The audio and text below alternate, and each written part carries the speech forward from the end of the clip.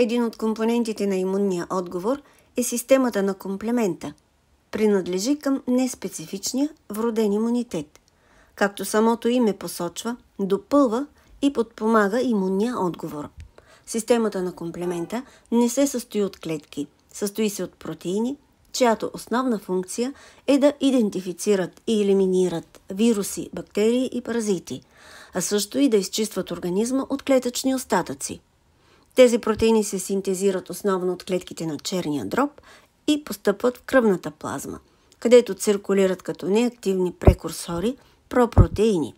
Съставляват около 15% от глобулиновата фракция на кръвния серум. Групирани са в 9 основни компонента на комплемента, които се обозначават от C1 до C9. Когато бъде задействан пусков механизъм, те се активират и отключват каскадна реакция.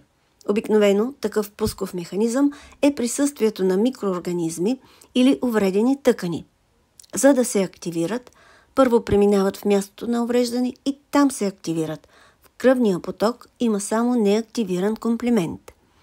Активирането се изразява в разцепване на белтъчната молекула на комплемента и подразделянето й на две части. Една лека част, наречена верига А, и една по-тежка част, наречена верига Б.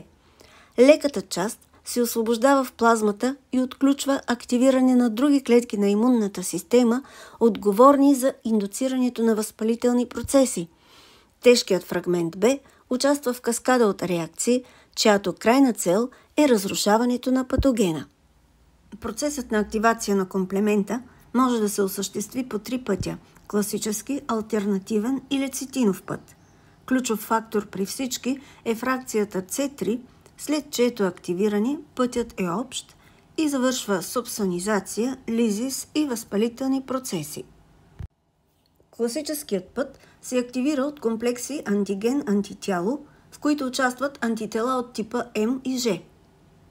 Имаме мембрана на патоген с антиген върху нея, към която се е прикрепило антитяло. Т.е. паратопът на антитялото се е свързал специфично с епитопа на антигена. Антитялото има и константна част, която след свързването с антигена бива разпозната от протеина на комплемента C1 и по-точно от неговата част C1Q. Това е първата фаза на класическия път. C1 разпознава комплекса антиген-антитяло. След като се свърже с константната част на антитялото, C1 се активира и оттам нататък активира C4, която се разделя на C4A и C4B. C4B активира C2, като го разделя на C2A и C2B. Фрагментът C2A е един анафилотоксин, т.е. субстанция, която индуцира освобождаване на медиатори на възпалението, конкретно на хистамин от мастоцитите. Фрагментите C4B и C2B се насочват към мембраната на патогена и се залавят за нея. Те са познати още като C3 конвертаза, защото се свързват с C3 и го активират, като го разцепват на малък фрагмент C3A и голям C3B. C3A също е един анафилотоксин и се насочва към активиране на възпалителен отговор. C3B се превръща в опсонин. Опсонините са субстанции, които благоприятстват фагоцитозата, като се прикрепват към повърхността на патогена и го маркират. Могат да бъдат сравнени с подправки, които правят яденето по-апетитно за фагоцитиращите клетки. Освен това, има и още една функция. Насочва се към своя активатор и се свързва с него в комплекс C4B, C2B, C3B.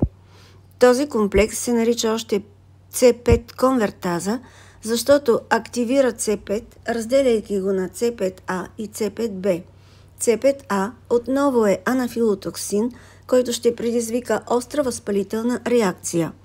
C5B се насочва към мембраната на патогена и се захваща за нея.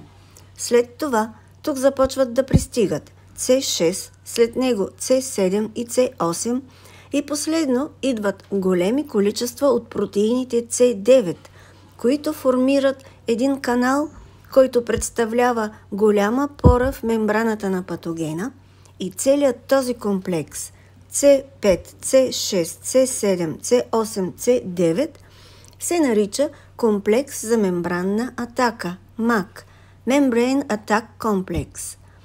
Тази пора представлява пробив, който убива патогена чрез лизис, тъй като позволява навлизане на вода и надуване на патогена, докато експлодира.